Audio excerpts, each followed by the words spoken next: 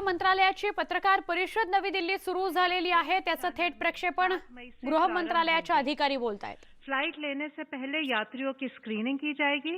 केवल asymptomatic travellers को ही यात्रा की अनुमति होगी। यात्रा के दौरान सभी यात्रियों को स्वास्थ्य मंत्रालय और सिविल एविएशन मंत्रालय द्वारा जारी किए गए प्रोटोकॉल्स जैसे हेल्थ प्रोटोकॉल्स आदि का पालन करना होगा। गंतव्य पर पहुंचकर सभी को आरोग्य सेतु ऐप पर रजिस्टर करना होगा। सभी की मेडिकल जांच की जाएगी। जांच के बाद संबंधित राज्य सरकार द्वारा उन्हें या तो अस्पताल में या इंस्टीट्यूशनल क्वारंटाइन में 14 दिन के लिए पेमेंट बेसिस पर रखा जाएगा। 14 दिन के बाद दोबारा कोविड टेस्ट किया जाएगा और हेल्थ प्रोटोकॉल के अनुसार अग्रिम कार्यवाही की जाएगी। राज्य सरकारों को वापस आने वाले भारतीयों के परीक्षण, क्वारंटाइन और अपने राज्यों में उनकी आवाजाही की व्यवस्था बनाने के लिए सलाह दी जा रही है। विदेश मंत्रालय और सिविल एविएशन मंत्रालय शीघ्र ही इसके बारे में विस्तृत जानकारी वेबसाइट द्वारा साझा करेंगे। भारतीय रेल ने प्रवासी श्रमिकों के लिए अभी तक 62 स्पेशल ट्रेन चलाई हैं और लगभग 70,000 यात्री इस सुविधा का उपयोग कर रहे हैं। आज 13 और ऐसी ट्रेनें चलाए जाने की उम्मीद है।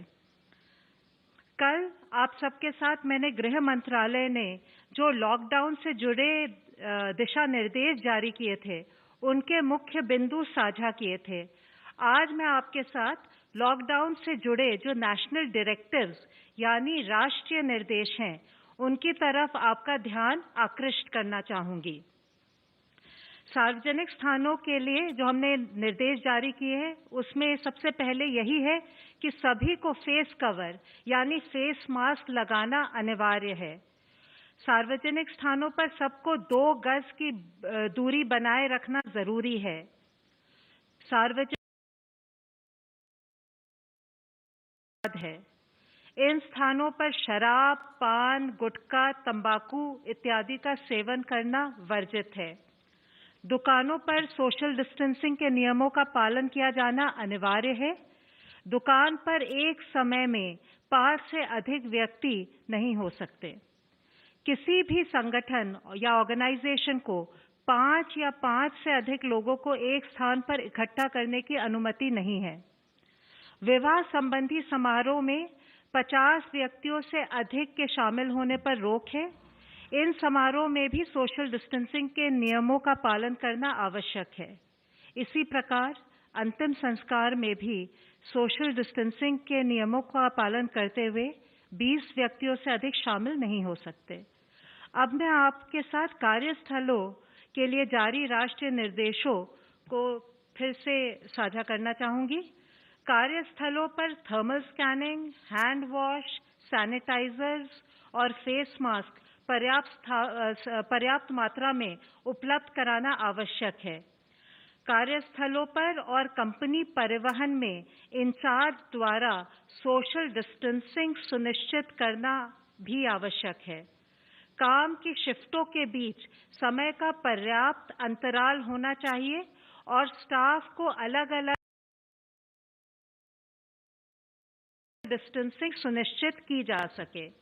सभी कर्मचारियों के लिए आरोग्य सेतु ऐप पर रजिस्टर करवाना संगठनों के प्रमुखों की जिम्मेदारी है।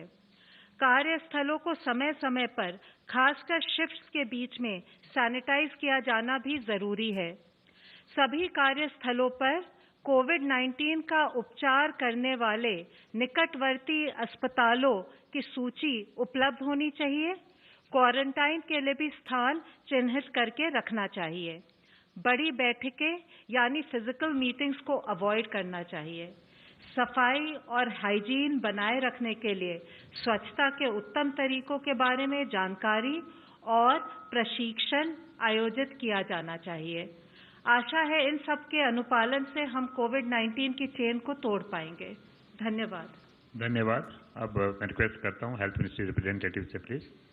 अगर हम पिछले 24 घंटे में देखें तो पाते हैं कि 1020 पेशेंट्स क्योर हो चुके हैं, जिससे हमारी टोटल क्योर लोगों की संख्या बढ़कर अब 12,726 हो गई है। जिसके कारण हमारा टोटल रिकवरी रेट बढ़कर अभी 27.41 हो चुका है।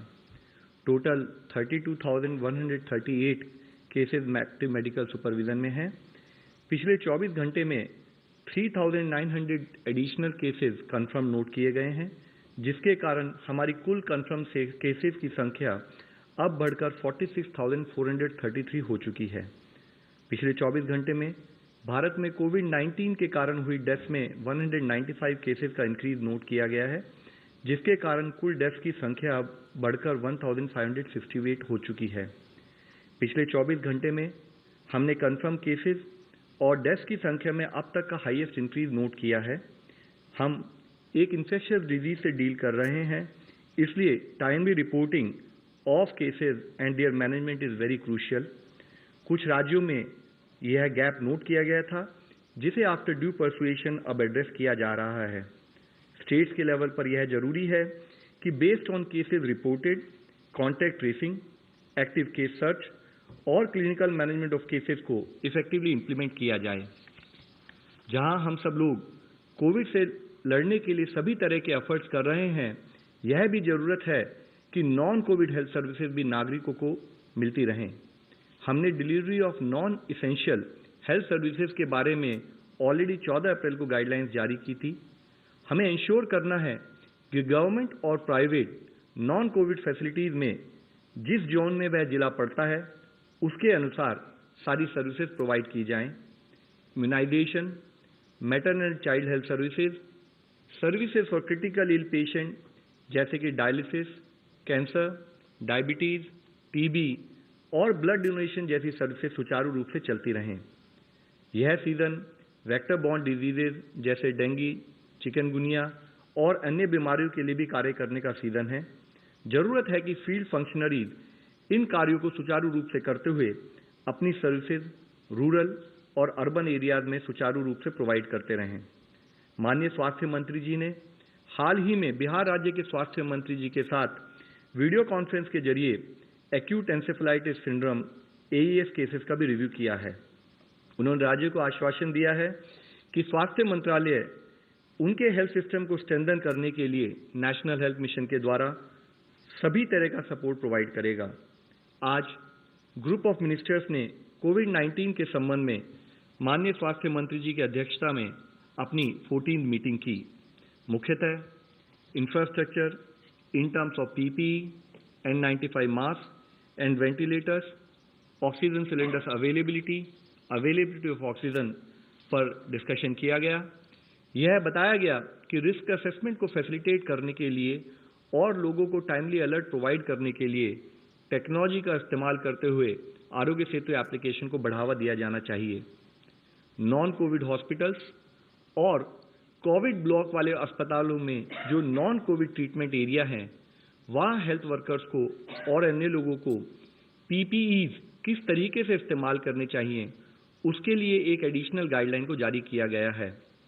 इससे पहले भी स्वास्थ्य मंत्रालय ने 24 मार्च को PPEs के रैशनल यूज पर कुछ दिशा निर्देश जारी किए थे। इसमें गाइडलाइंस में हेल्थ केयर वर्कर्स को रिस्क प्रोफाइल जैसे कि high risk area, moderate risk area या लो रिस्क एरिया के बेसिस पर किस हॉस्पिटल सेटिंग में किस टाइप के PPEs यूज करने चाहिए, उस पर गाइडेंस प्रोवाइड की है।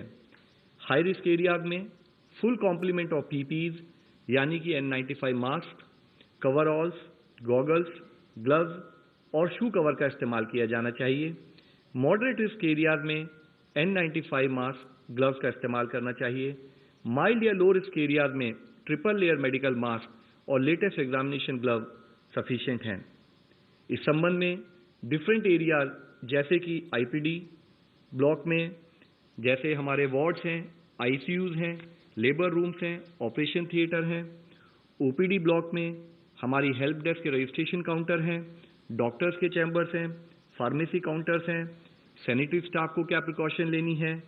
इसी तरीके से इमरजेंसी डिपार्टमेंट या अदर एंसिलरी सर्विसेज जैसे कि हमारी लैब, ब्लड बैंक्स और लॉन्ड्री सर्विसेज जो भी हैं, वहाँ पर किस टाइप का रिस्क प्रोफाइल है और उसके तहत किस टाइप के PPEs को यूज करना चाहिए, यह डिटेल दिशा निर्देश जारी किए गए हैं।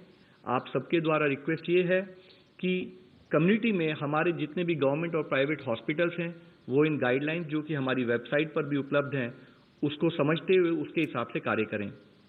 कोविड-19 दुनिया के अभी सभी देशों में फैल चुका है। इस लड़ाई में केस मैनेजमेंट के साथ साथ जब हम लॉकडाउन को रिलैक्स करते हैं तो यह लड़ाई हमें काफ़ी रिस्पॉन्सिबिलिटी के साथ लड़नी होगी। माननीय प्रधानमंत्री जी के अनुरोध अनुसार शुरू से ही ये लड़ाई सरकार के साथ देश का हर नागरिक लड़ रहा है। जब हम लॉकडाउन को रिलैक्स कर रहे हैं तो इसमें सरकार की जिम्मेदारी के साथ साथ हर नागरिक की जिम्मेदारी और बढ़ जाती है। समस्त सरकार और संपूर्ण समाज के शेयर्ड एफर्ट से ही हम यह लड़ाई जीत सकते हैं। हमें अपनी जीवन शैली और काम करने के तरीके में कोविड-19 से संबंधित अप्रोप्रिएट बदलाव लाना होगा। आज जरूरत है कम्युनिटी की ओनरशिप की। जरूरत है कि हर citizen as part of his social responsibility chain of transmission को ब्रेक करने में कंट्रीब्यूट करे। जैसे कि माननीय प्रधानमंत्री जी ने कहा था, भारत की यह लड़ाई पीपल ड्रिवन हो और हम सब मिलकर समस्त विश्व के सामने इसके लिए एक सक्सेसफुल एग्जाम्पल सेट करें। धन्यवाद। Kumar Kundan, TV9 Bharatvarsh.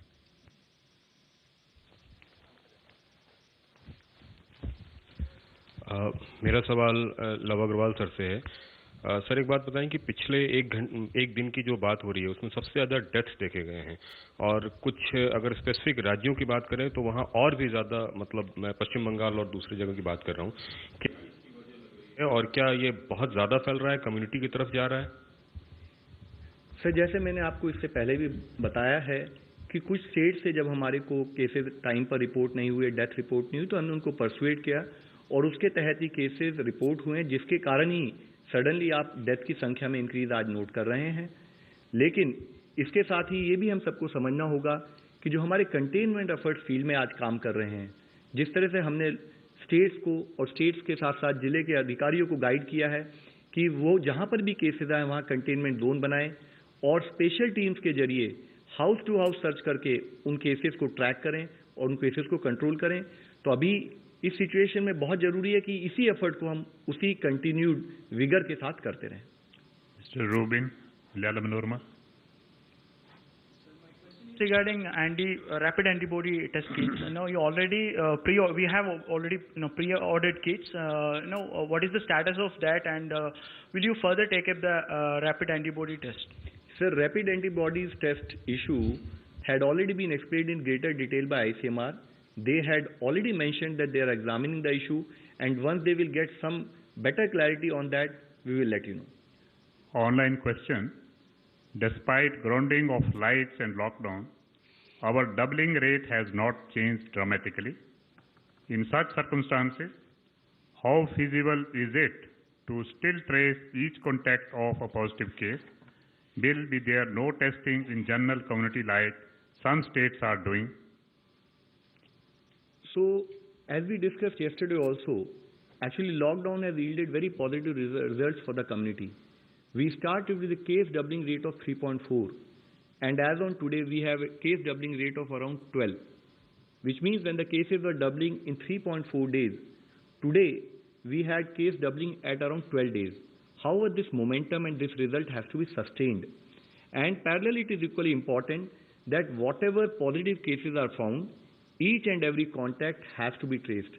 With respect to the point which is being asked in terms of testing in the general community, so we had already been highlighting in earlier times also that while we take up testing as per the protocol, and within that protocol it is defined that in containment zone and otherwise we actually take up SARI and allied surveillance in facilities also, which throws a very valuable data in terms of understanding with respect to how the cases are happening and what additional steps need to be taken in terms of management.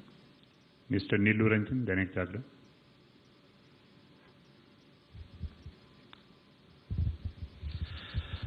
Sir ये जो cases बढ़ रहे हैं, आप ये जो कह रहे थे कि राज्यों ने रिपोर्ट करना ज़्यादा किया है और ज़्यादा कर रहे हैं, तो ये सारी और ILI का जो रिपोर्ट है वो क्या संकेत कर रहा है? क्या कम्युनिटी की तरफ कहीं जा रहा है, नए केसेस वहाँ ज़्यादा आ रहे हैं? सर, जितने भी हमने जो इसके बारे में आपको पहले भी एक्सप्लेन किया था कि कहीं पर हमारे स्मॉल क्लस्टर्स हैं, तो जहाँ स्मॉल क्लस्टर्स है वहाँ पर आप ये पाते हैं कि एक से दूसरा केस बिल्कुल ऑटोमेटिकली आप लिंक कर सकते हैं और उसको फॉलो कर सकते हैं। इसी तरीके से कुछ लिमिटेड एरियाज में यू विल ऑल्सो नोट कि हमारे लार्ज आउटब्रेक सिचुएशन हम बोलते हैं कि जहां पर मल्टीपल क्लस्टर्स हम पाते हैं। तो अगर उस तहत में देखें तो we are very comfortable in terms of managing the situation as of now. However, it is also to be understood that since this is an infectious disease, any laxity at field level in terms of management, any lack of cooperation in terms of social distancing and physical distancing will have its consequences. Mr. Sahil, ANI. ANI. Here it's.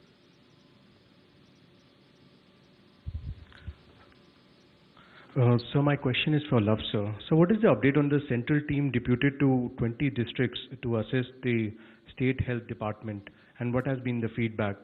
Thank you. So the central teams have been deputed. They are in all different stages in terms of reaching there, and they're already coordinating with the respective district in terms of understanding the trajectory of that district, and also to suggest them what additional steps each district should be taking in terms of management efforts. Avantika Ghosh, Indian Express. So you just mentioned that 3.4 days was before lockdown, doubling time, now it's 12 days. I just looked up. Before lockdown, on March 24th, your cases was 538. So how is going from 250 cases or maybe 300 cases to 600 cases in 3.4 days, how is it better than going from 23,000 to 46,000 in 12 days? Ma'am, yesterday we talked about it. Actually, any infectious disease, it moves in a geometric progression. So, if you see that if you have your base of cases being lower, then automatically next day when you see the number of case increase will be lesser vis-a-vis the fact that after a few days when the number of cases have become bigger. So that is how infectious disease generally do get monitored. It is important to understand that we need to come to a level where day-to-day case increase should actually be not happening in a geometric progression. It should be happening, in such a manner where the number of cases do get added on a daily basis are lesser than that, and subsequently to a level where we can actually increase the doubling rate much higher so that case remains stable, and that is where we end up seeing a flattening of the curve.